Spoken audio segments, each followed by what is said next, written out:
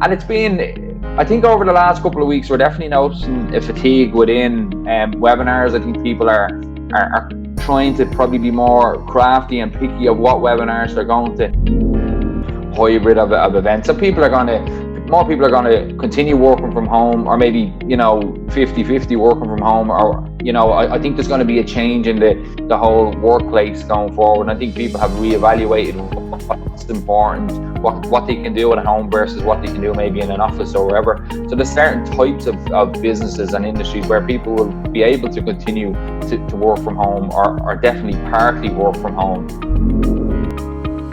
Yeah, just over 13 stone between us. I think it was about 7.5 and 5.5 at one stage. So it's just over 13. I think I tipped over the 7.5, got closer to 8, and then Yvonne sort of tipped over the 5.5 off as well. So it's incredible. I found for a short period of time, and you'd always lose weight, but you were never sustainable. And I think something was clicked. There's a few, like, always get asked, like, what was your trigger point? But there was a few, I suppose, over the course of sort of 3 months or so.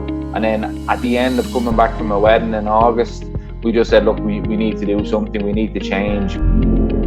And just, that was the thing that really got us going.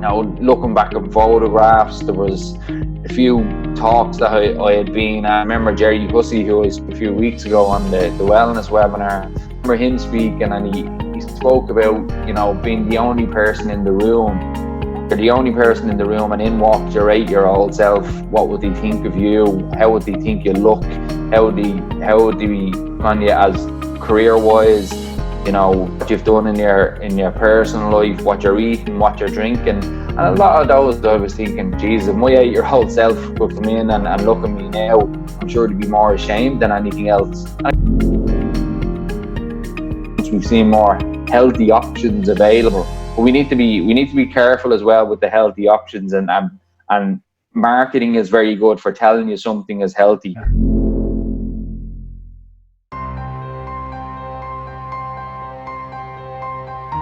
Sometimes we've got to dig deep and find our passion, find what works for us. Sometimes it's not all about winning, but certainly it's about that experience. For us, it's all about winning that experience.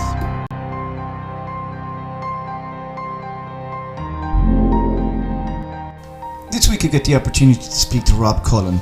Rob is a corporate membership manager at Dublin Chamber as a day job, but has lost over 13.5 stone between himself and his wife, Yvonne. A fantastic story and a fantastic journey that both of them embarked on.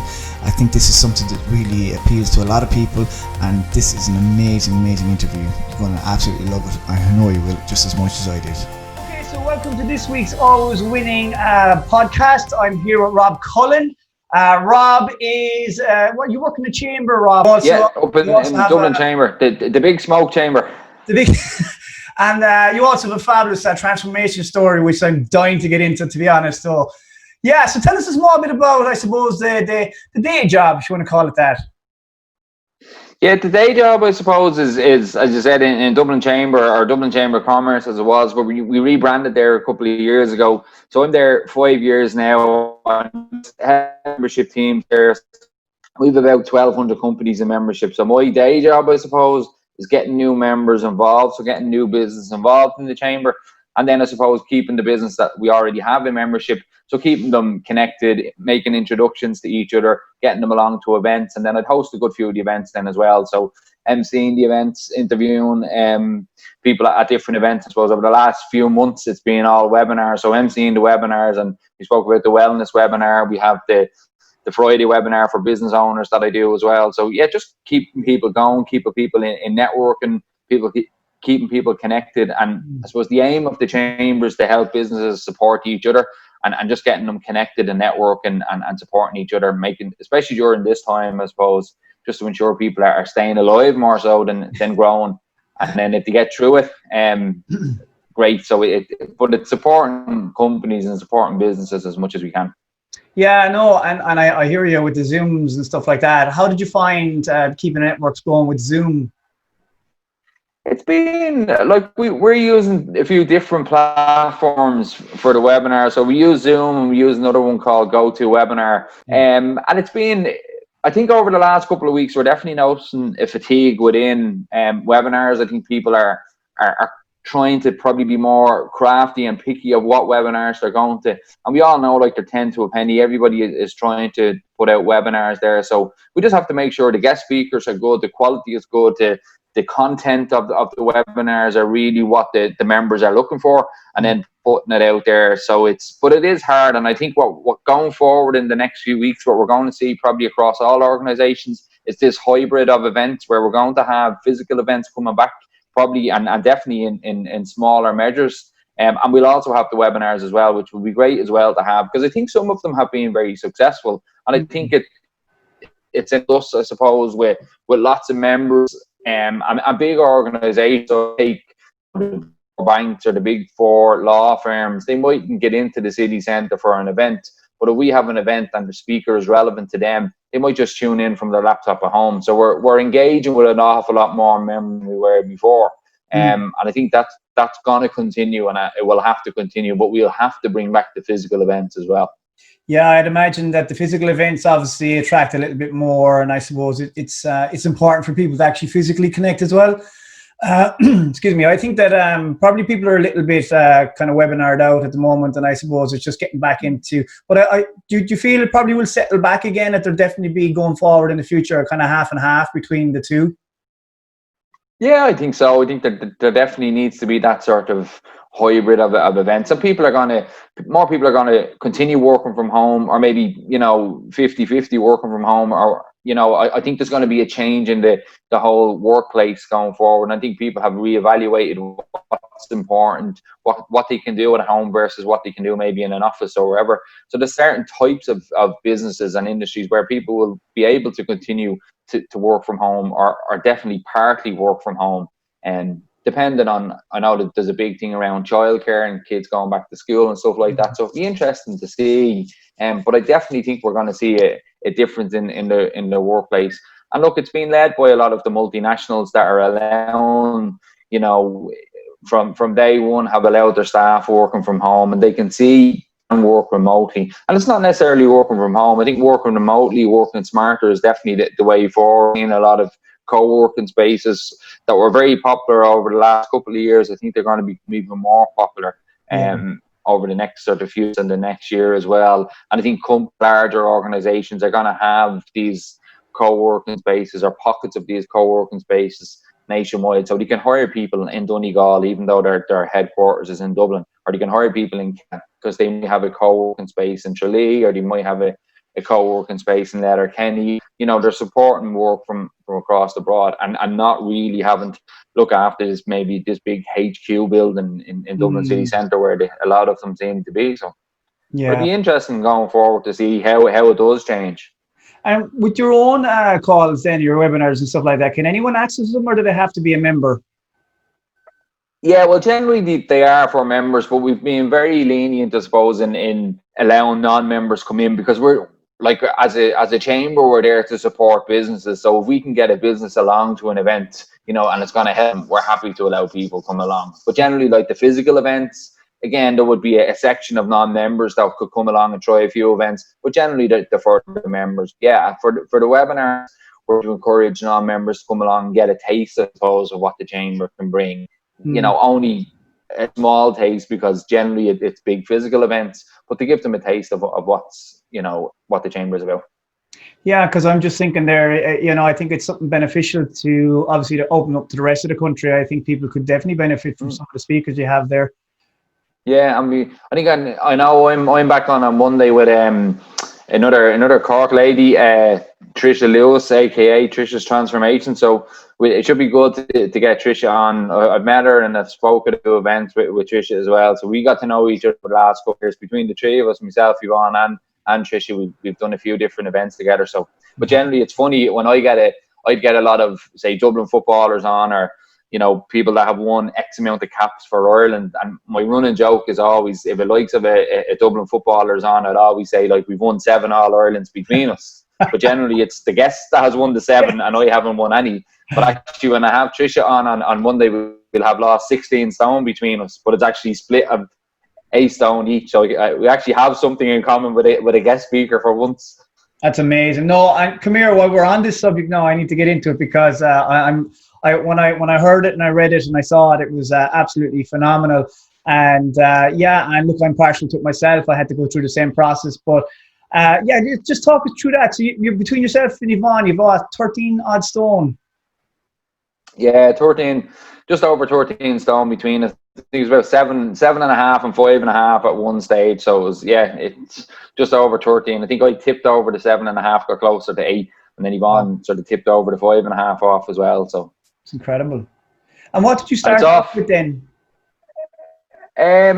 Like we started it in around August 2016, and we tried, every bloody diet, I suppose, on the sun. I tried different, crash diets and different carb this and keto this and Atkins. Like the one thing I found for a short period of time, and you'd always lose weight, but you were never sustainable. And I think something was clicked. There's a few, like, always get asked, like, what was your trigger point, but there was a few, I suppose, over the course of sort of 3 months or so, and then at the end of coming back from a wedding in August, we just said, look, we need to do something. We need to change. We looked at the boys, and I think a strong thing I speak about all the time is that sort of strong why and that strong motive. And for us, it was just the two boys, Liam and Tommy. They're 12 and 7 now. So at the time, they would have been sort of 4 and 8, and they were running around, looking for me to play football with them, and I just couldn't. And I my dad playing football with me, so it was trying to, put myself in their shoes. What must think of the way I look, or the way I can't walk or can't run properly because I was 20 stone. And then just, that was the thing that really got us going. Looking back on photographs, there was a few talks that I had been at. I remember Jerry Hussey, who I spoke a few weeks ago on the wellness webinar. I remember him speaking, and he spoke about, being the only person in the room. You're the only person in the room, and in walked your 8-year-old self. What would he think of you? How would he think you look? How would he on you as career wise? What you've done in your personal life, what you're eating, what you're drinking. And a lot of those, I was thinking, Jesus, if my 8-year-old self could come in and look at me now, I'm sure to be more ashamed than anything else. And I kind of put that feeling of shame into me, and I just thought, I just need to do something about it. And just collectively between myself, just said, right, we need to just do something different. We need to make these small changes, but make them that they're, we can continue doing them. There's changes, not going to get fed up with in 6 months' time. And I think that was the big thing. And the fact that the two of us just clicked together, we'd been 20 years together, so we know each other well enough, but we just clicked, and we just put on this sort of, tunnel vision of, this is what we're going to do, and we're going to achieve it. And we went all in, and we made those changes, and they were just small changes, just changing some of the things that we were eating, maybe changing, giving up a few things. So we gave up the likes of booze, we gave up takeaways, and they might sound like huge to some people, but actually weren't. And looking back now, like, I'm 3 years off the drink now, Yvonne's the same. Takeaways don't bother me anymore because I make better curries at home than I'll get in the local curry shop. So it doesn't really bother us anymore, and we're enjoying, like, it was sort of falling in love with cooking again, falling in love with food, being more creative, and then just, adding a little bit of exercise into what we were doing. And by that, say a little bit, I really do mean a little bit. I mean, like, 3 times a week we might go for a walk. And that was it, really, especially at the start. That's all we really did. It was just moving a little bit more, looking after ourselves a little bit more, thinking about what we're eating. Planning ahead was a big thing as well. And like, you can talk all the different things like that, but I know that the planning is a big thing. So knowing your why was the first thing, and then just planning what you were going to be eating, I think really helped us along the way. Yeah, no, that's powerful. Yeah, no, I hear you, and I hear you with the whole family one as well. I mean, my own story is very similar to yours in that respect. It's just been around for your boys and just been able to say that I'm going to see them grow up. But I think that's great motivator in itself, is just the fact that you're working on yourself on the inside first, because the outside naturally takes its form anyway. It'll naturally start to shape, and you'll end up with more energy. You sleep better. There's a little bit more pep in your step, a little bit more motivation. But yeah, like, so for you guys, then you obviously focused in on the kitchen. That was your primary goal, to say, well, right, I'm going to go back to basics here. I'm going to start eradicating some of the drinking habits and some of the bad habits in terms of food and stuff like that. How did you go about that process in terms of what was your first stage of it, if you were to give someone a tip? I think it was just, it was like putting everything out on the table, literally, and deciding, what we're going to do and what we're going to give up and what we need and what can we swap. So it's those small changes, like it, and it sounds funny, like, but we were looking at, the likes of olive oils and stuff like that. And I trained as a chef, so I would be a decent enough cook, albeit like 20 odd years ago, and I never really went into the industry. And I'd always say now Yvonne's a better cook than I am now. But like even olive oil, I remember seeing Tom Kerridge on the telly. He was the chef in England that lost about 10 or 11 stone.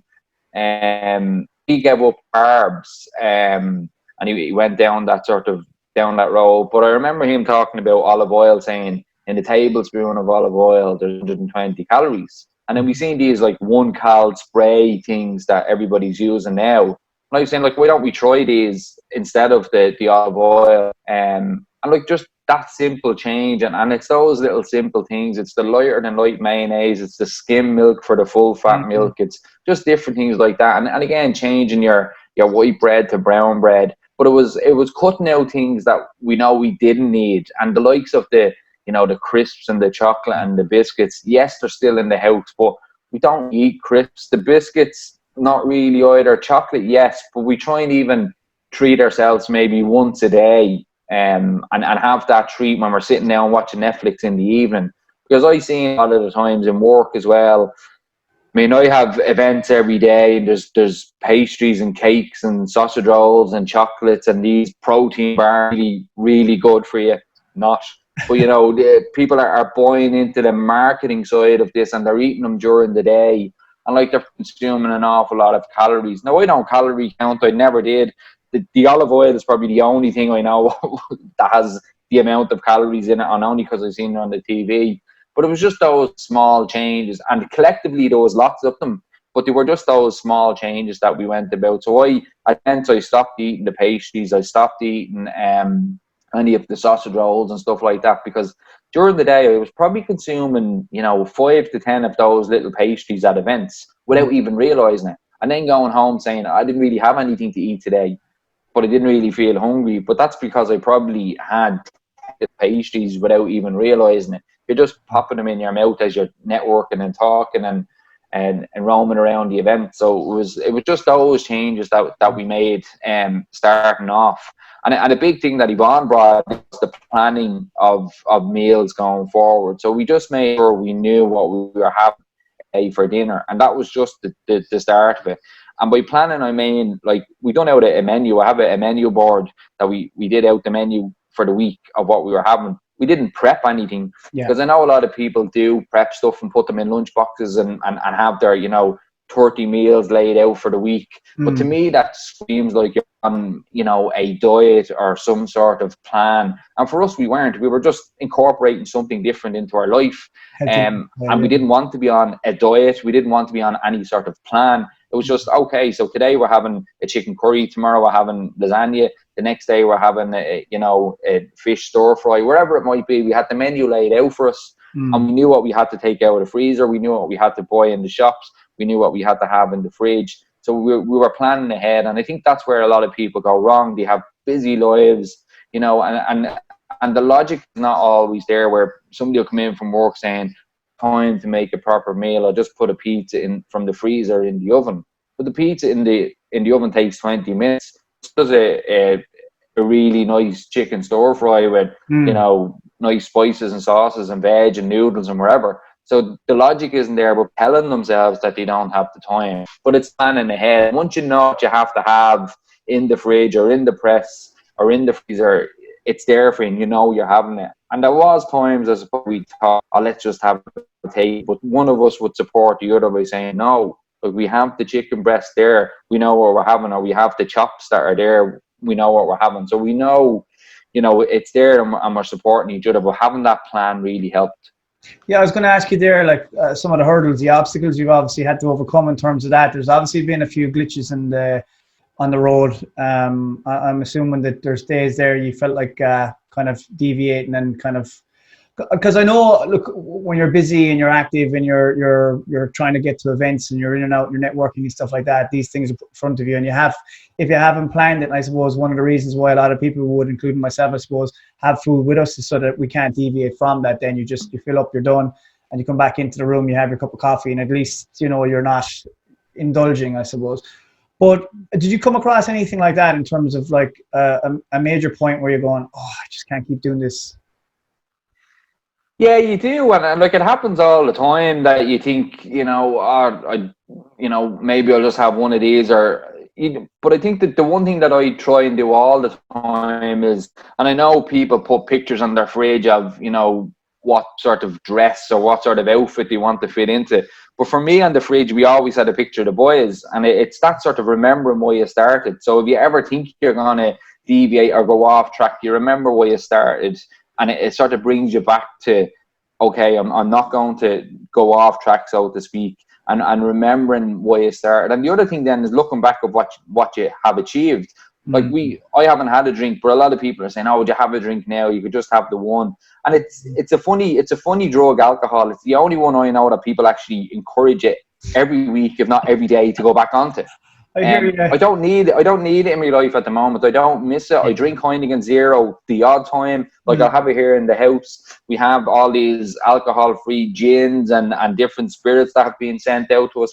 And yes, if we're sitting down and we have people over for dinner, we'll have a couple of those Heineken Zeros or a couple of those drinks. But it doesn't bother us. But yes, there's definitely been times where you think, oh, maybe I'll just have that one thing. But like what you said, I'd always have, especially going to events, I'd always have, the little briefcase with me with the laptop in it. But there'll always be fruit in it. There'll always be, things that I can snack on, beat them, eggs. I know that the eggs don't go down too well when you have them, but definitely as much sort of fruit as I can. And just knowing what you're having, and it's so readily available, but I think people just get a little bit lazy. They're looking for this quick fix all the time of food and of weight loss. But the food is there. Like we're seeing more and more places, or definitely in the last sort of 12 months, we've seen more healthy options available. But we need to be careful as well with the healthy options, and marketing is very good for telling you something is healthy and something is good for you. And I know we touched on protein bars. There's all, crisps that are meant to be much better than you. But if you actually look at the calories on the back of them, they're not hugely different than a normal bag of crisps or a normal bar of chocolate. But the marketing is so good. It's a bit like Guinness in the 50s of Guinness is good for you. It's good marketing and people buy into it. But be careful. They are better than, what you're comparing them to, but are they actually better? If you're looking for protein, there's definitely better ways to get protein than from a protein chocolate bar.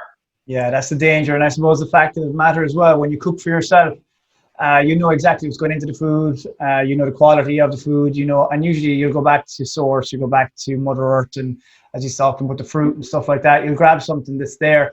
And you tend to fill your presses up with the right kind of options then, and you're never, because I suppose a lot of it, and you probably noticed this at the start, it's about convenience. Sometimes I work with a lot of clients and it's all about quick and easy and something fast, and they're always looking for the magic trick. But unfortunately, there is a little bit of prep in it.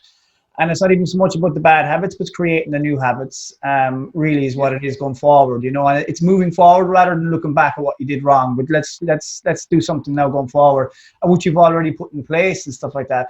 Have you found that it's affected people around you? Have you found that there's a bit of a glow around, and people started to come out of the woodwork and ask you questions? And have you found that has happened? Yeah, I mean. Definitely, there's been a few funny things like in your surroundings. Like you start getting, you stop getting invited to certain parties, and I know that for sure. And people, I always laugh. I get more stick now for being sort of 12 stone than I ever did when I was 20 stone, which is funny. Because all the all the mates now think that I'm a vegan, or that I don't drink, that I'm out sipping on soda water and stuff like this. But yeah, you definitely see changes. But look, I just laugh it off because I'm neither a vegan or do I drink soda water. So yeah, there's definitely changes. But people are looking for that quick fix all the time. And you're talking about habits, like everything, like 50% of what we do every day is a habit. So like it's easy to change your habits and just getting used to doing them. And we do things every day, whether it's getting up, having your coffee, brushing your teeth, putting your seatbelt on in the car, driving the car. A lot of time if you're driving to work, you forget when you get to work what actually way you drove, because it's just another habit that you've brought into your life. And we can change our habits, and it's that, as you said, it's the fresh food, it's the colourful food. Look, we all know we should be drinking more water, we should be moving more, we should be eating more veg, and people know that, and cutting out the crap. People know that, but it's actually why they're not doing it is probably the bigger question. Sure. And that's just because we've created these so many bad habits over the years, harder to break, and we're surrounded by supermarkets and restaurants and takeaways and these options that we think are easier and think are quicker and I don't think we actually think they're better for us, but I definitely think people think they're more convenient. And a lot of the time they're not. Like a lot of the time people go to these fast food outlets and an hour later then want something else to eat. So it's getting your priority right and trying to change, habits and bring in small little habits that you can change, and just think of it looking at yourself. Like I always try to say, I just want to be a better Rob tomorrow than I am today. And throughout the journey, and it took about 2 years to lose the weight, and it's probably about 2 years off now, which probably puts us in that statistic of, people that have kept it off, which is probably why people are more interested in the story now, because you haven't lost 8 stone and put 10 back on, which a lot of people do. But it's because we incorporated it into our daily life, and now it's just a way of life for us. Now they're just habits now. We have the porridge in the morning, you top it up with berries, you have the coffee at certain times, and it sounds like this horrible regime that you're in, but it's not. It's just a way of life, and it becomes more enjoyable and rewarding, and you've more energy, and you're able to do other things, and you're able to buy certain clothes for yourself and fit into certain clothes. So it does have its rewards as well.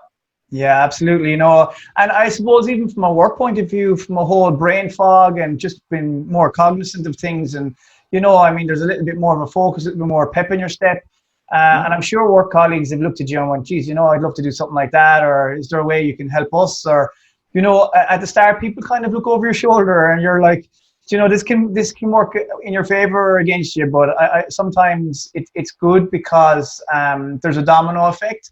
It affects you, your family, your friends, work colleagues. But in terms of, like, obviously, I suppose, going back to it then, we were talking about exercise and stuff like that. Did you kind of, I suppose, start marrying the two together then, start making a bit more of an effort to kind of go, well, look, you know what, I've done really well with the diet. Maybe let's start doing something now to kind of make the body strong and build it up. Yeah, we've done a little bit, and we signed up for a few 5K runs. I suppose we've done a few boot camps. We had been doing a little bit of work with the likes of Pure Results with Catch and Thomas and that, and we'd gone on some of those boot camps. So we was trying to just incorporate that in, doing a little bit of things that we wouldn't have done before, like yoga, like meditation. Trying to maybe sign up for a hike here and there.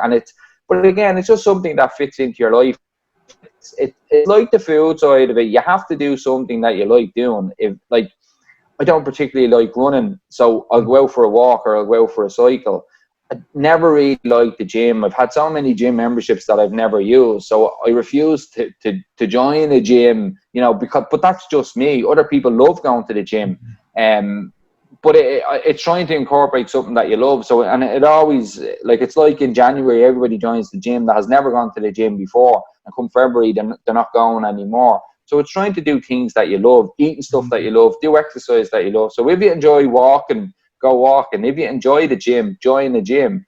If you enjoy hiking, go hiking. If you enjoy sailing or canoeing or wherever it might be, go back to something that you loved. And it's like the football. I try and go back and play a little bit of football now. I'm training the lads in the GAA.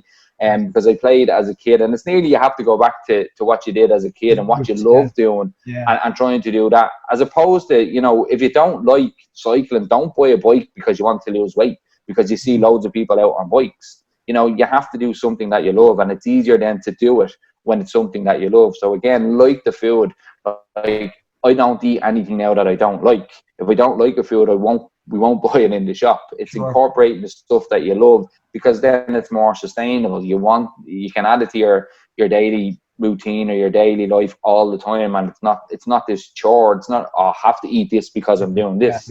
That's not what it's meant to be.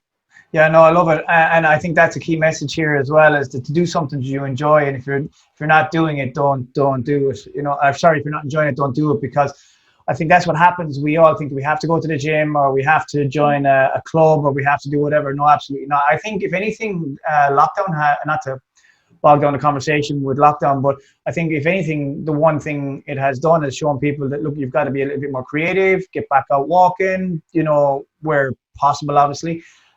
So it probably suited you guys quite well in that respect. Yeah, I mean, we're trying to go out. Like, I try and get out for a lunchtime walk. I'm here with the boys. Yvonne works in the HSC, so she's been working full time anyway.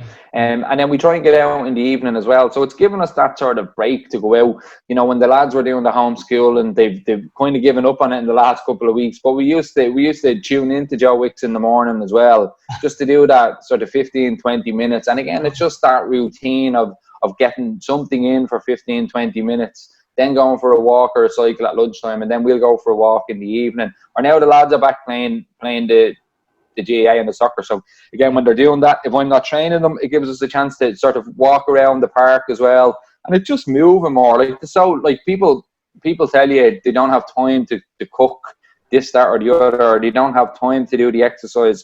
But yet they can tell you who the last 5 people were that were knocked out of Love Island, or they can tell you, you know, they're up to date on all these things on Netflix. So you have to prioritize which you want more. And I'm not saying you shouldn't, you know, be watching these things on the telly, but you have to prioritize where exactly they are in your weekly regime or your weekly routine. And for us, yes, I mean, we finished The Sinner on Netflix. We're watching, I found a new program on Netflix actually called Somebody Feed Phil, which I'm just amazed by. Yeah, I've never heard of it. I came across it by accident. But yeah, so yes, we're watching those things, but only, you know, we'll fit them in. And if we don't watch an episode of The Sinner tonight, we might catch up with it tomorrow night. It's not really that important to us. Sure. The important thing is getting out for the walk, for everybody, for the 4 of us here. You know, it's for the lads as well to keep them moving. And the one thing that we do have, or certainly did have up until maybe this week, was that time. So we had the time to, you know, to prep food, to plan food. I was amazed 6 months ago. People were saying to me, "Look, I really admire what you do, but like, I got home, you know, at 7 o'clock. So does the wife. You know, we have the kids. We have to go to this, you know, to Irish dancing, to swimming, and we just can't fit anything in." But the same people then are coming back to you during COVID and saying, "Oh, we've too much time now. I'm just eating rings around me." And so the time is not the problem or the excuse. Like, no matter what the situation is, you always have a choice. And I think it's just remembering that you know, your hand to mouth movement is only controlled by you. You have the time. It's how you prioritize what you want to do, and exactly what do you want to do and why you want to do it. And that goes when I'm doing talks in corporate companies or in businesses, or if it's just to a group of people that are looking to lose weight. It's the same principles, no matter what you're trying to achieve, is having those goals, having those priorities, having a plan, and mainly knowing why you want to do it. If the why is so important, because it's what drives you past all these, you know, excuses and all these sort of hurdles that you might face. Like, I always use an example of somebody coming to me saying, "Look, I'm looking to lose 3 stone for a wedding that I have coming up, and the wedding is in 6 months' time." But I would say, like, why don't you think about, you know, your daughter's wedding in 20 years' time, and not this wedding that you're coming to, and think long term, because the wedding will come and go in 3 months' time, and you might lose the weight, and then you fit into this fantastic dress, and then after the wedding you think, "Great, back to normal, get the takeaways in, you know, I'm back onto the drink full time, I'm doing everything that I was doing because I fit into this dress." And then what happens then is the weight goes on again, and probably more of the same. So it's putting yourself into this routine that you can last, 5 years, 10 years, further down the line than any sort of 3-month, 90-day sort of quick fix, because you're punishing yourself for those 90 days to fit into this dress. But then afterwards, it all goes pear-shaped, literally. Yeah, no, and I think that's an important point as well. I think once people call it a diet, it kind of implies it's just a start and an end. I think when you're changing it as a healthy lifestyle or a habit, a good habit. Ditch the diets. That's what I say. Ditch the diets. Ditch the diet, exactly. Yeah, because it's just a disaster. Remedy for disaster straight off the bat. Like diets, 100%, Jason. Diets are the reason so many people are obese in the world. Yeah, people are jumping from one diet to another. Like, I was listening to a podcast last night, and there was a lady on saying she's on a diet for the last 20 years. I mean, how the hell can you be on a diet for 20 years? Like, something's not right if you're on the same diet or a type of diet for 20 years.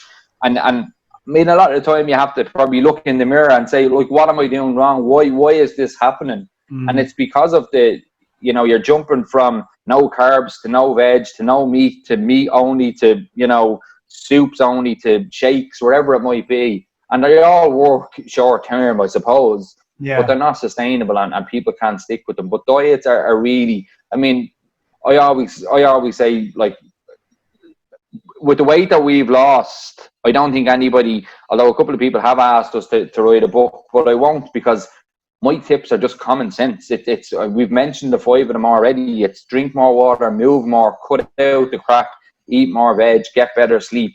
If you can incorporate that into your daily life, that's how you'll change. But it's knowing what you want to do and sticking with it. Common sense doesn't sell, and that's all it is. It's just common sense that we know what we have to do, but it's actually training ourselves into doing it on a daily basis, that it becomes a habit and it becomes a way of life. And then we know, it's just normal. The weight will come off. If we wanted to lose X amount of weight, it will come off, and we'll keep it off because it's just part of what we do. And that doesn't mean cut everything out. I mean, it is, I always laugh when somebody's always saying to me, everything in moderation. And when they say it, they tend to have a pint or a glass of wine in their hand. Everything in moderation, yes, but people don't understand what moderation is.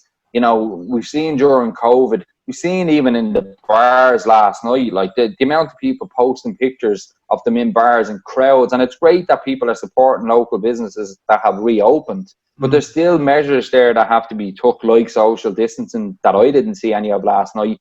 And I think alcohol is a big problem. And I'm not just saying that now because I don't drink anymore. I think it's a huge problem in the obesity levels in the country, because people are drinking and they're making bad habits when they are drinking, after they drink. And that was the reason why we cut it out, because we knew, like, if we went out on a Friday night, on the way home you'd get the chip or the takeaway or the curry or whatever it might be. The next day you have this terrible hangover, you can't get up, so you're ordering breakfast rolls, and then that evening you're ordering a takeaway, and then Sunday you think, geez, we've nothing in for Sunday dinner now, we'll just get another takeaway, or we'll go out for something to eat in a restaurant or wherever. And then you've had this 3 days of really wasted any sort of, healthy eating that you've done for the rest of the week. So for us, that was the reason we cut it out, along with having the clear heads on the sideline, watching the kids play football, and not being this sort of parent that was drinking all the time in front of their kids as well. We had 20 years of doing that without the kids. We didn't need any more of it. And that's not to say we'll never drink again. But I think at this moment, it suits us not to. So. Yeah, no, it's habitual eating, it's called, and we do it all the time. Someone will sit down, they'll have a glass of wine, next minute the pizza goes on, they'll watch a movie, before they know it, the nachos are out. And it happens when you go to the cinema, you go in and you have your nachos and cheese, and you'll have your Coke, and you'll have your minstrels and all the things, and before you know it, you have 2,000 calories built up, and then you go across the road because you're still hungry, and you go, do you know what, we'll pop into McDonald's for something to eat, and you've hit like 5,000 or 6,000 calories, and you've done nothing all day on top of whatever you've had throughout the day. So we do it all the time when we associate certain events, certain things, and even emotions with food. So we have to be very careful about that. So that's a very wise thing to give. If you had to say that someone influenced you in your life, would you be able to pick someone out?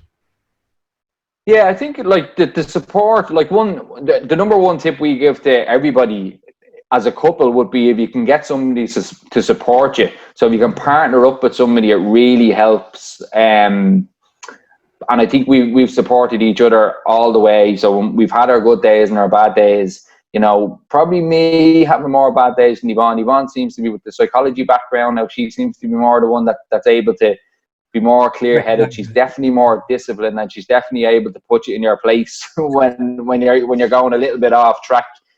As in, do you really need that? Do you think you really want to eat that? And she kind of nearly guilt you into saying, okay, I won't have that bar of chocolate now. I'll wait till later. So Yvonne has really been a huge influence. I think, like I mentioned before, Jerry Hussey was great at talking. And look, the support I've had from colleagues and members in the chamber as well throughout the journey has been great as well. There was a couple of lads as well that I support, St. Pat's here in Inchicore. There was a couple of lads that lost a good bit of weight as well. And I thought, you know, if they can do it, I can do it as well. So it was just looking at people that had lost weight. And I think the one thing for me was, you know, look at people that have achieved what you're trying to achieve and maybe reach out to them for help.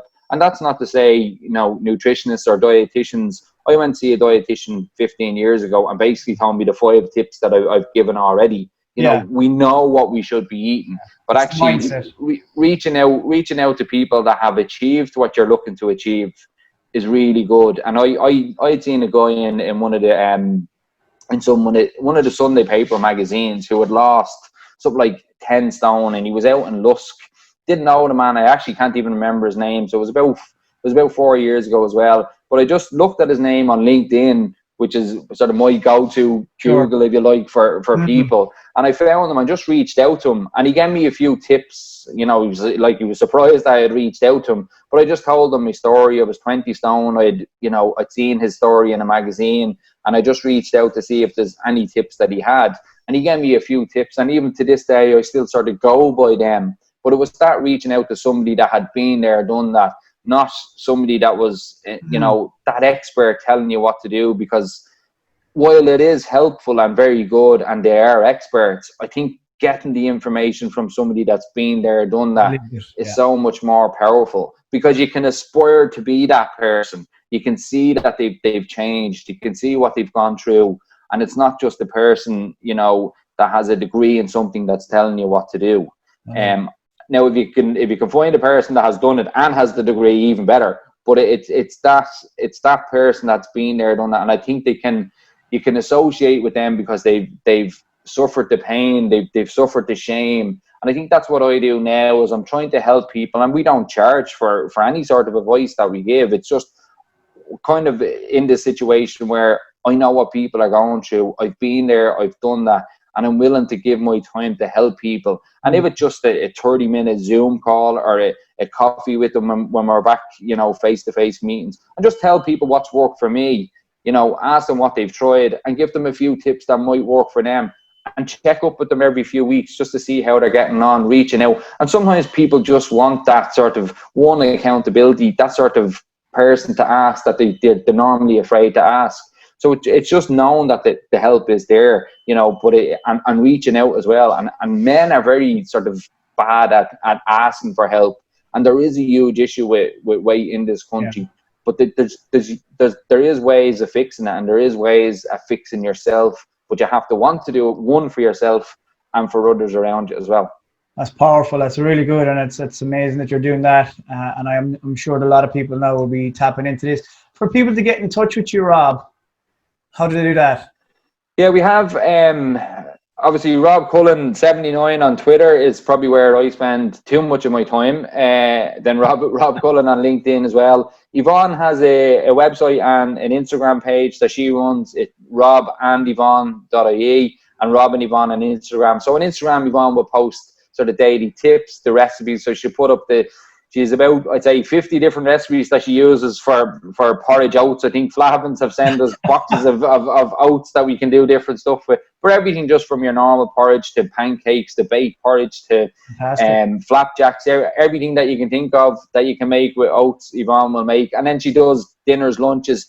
We try and post as much as we can, and just just to show people, look, we're a normal couple with 2 kids, both of us working, but we still have the time to create these, meals, family meals. And that's another one thing that we said from the start. Like, we cook one meal for 4 people every day. It's not like we're cooking something for Tommy because he's only 8 and something different for Liam because he's 12, and I'm eating something different than Yvonne.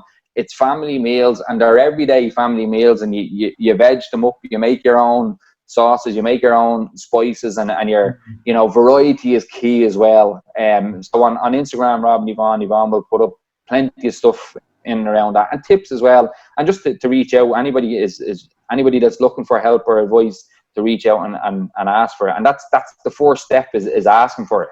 And making those small changes, having the small goals, the realistic goals, and just trying to improve yourself by even that 1% every day. It's amazing, 1% every day, how much you've improved at the end of the year. And thinking long term. This is not, I don't have to get somewhere in 6 months' time. It's a long term goal. It's a whole change that you're trying to put out there. That's amazing. Listen, Rob, it's been an absolute pleasure having you on. I could stay talking. Great to catch up with you, Jason. Hours.